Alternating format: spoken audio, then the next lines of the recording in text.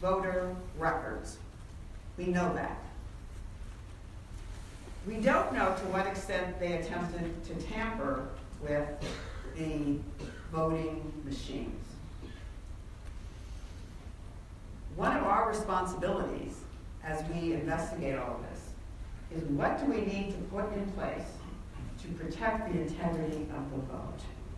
Because I am not convinced, even now, that there wasn't.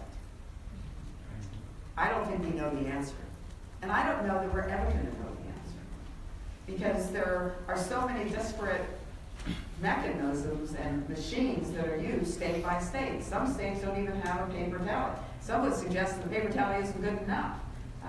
But there needs to be a concerted effort to really drill down on this particular issue, because they've done it once. Don't doubt for a minute they won't try to do it again. Okay, next question. Thank you, Congresswoman, and thank you, Ambassador. That was a perfect segue, thanks, Congresswoman, into my question for you, Mr. Ambassador. Knowing that the Netherlands just set aside their electronic voting systems that are very similar to the ones that we use here in the United States, and that they run on proprietary intellectual property protected software. As an advocate for open source software and an election systems analyst, I wanted to ask you to what do you attribute General Rogers and Mr. Comey's remarks when they were asked directly if there was evidence of tampering with the vote counting process. They were very quick to say no.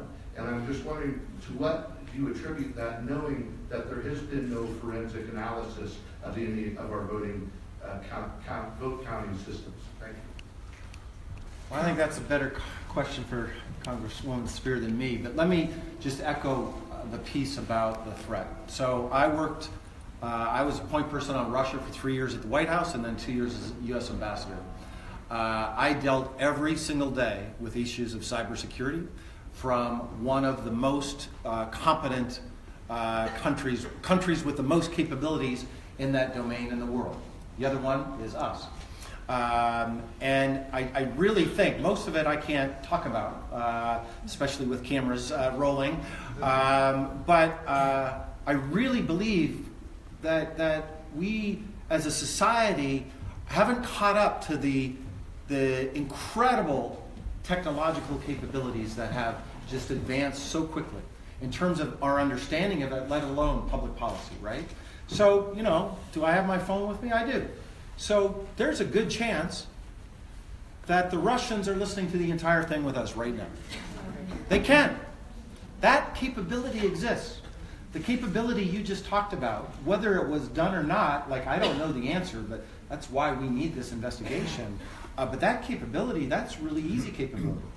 For those of you interested, I encourage you to read about the Yahoo hacking scheme. That was a much more sophisticated treatment than what happened during the 2016 elections.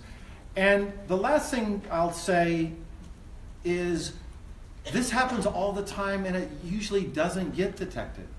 By the way, through all actors working in this domain. That's the miracle, if you will, or the surprise of 2016 is that they did detect it. What happened to the DNC and Mr. Podesta. But believe me, from my experience in government, it happens all the time, and if you knew what I knew, you would be really scared, and you'd be really nervous about the capabilities. And so I just applaud what you're saying. We need to, I think just too many Americans are kind of, partly because I talked to Admiral Rogers about this a couple years ago. It's not like the nuclear weapons threat where we were oftentimes talking about it when it was growing and maybe exaggerating it so that we would get everybody behind support for our nuclear weapons program. Partly, we don't want to expose this because people might truly panic if they knew the capability.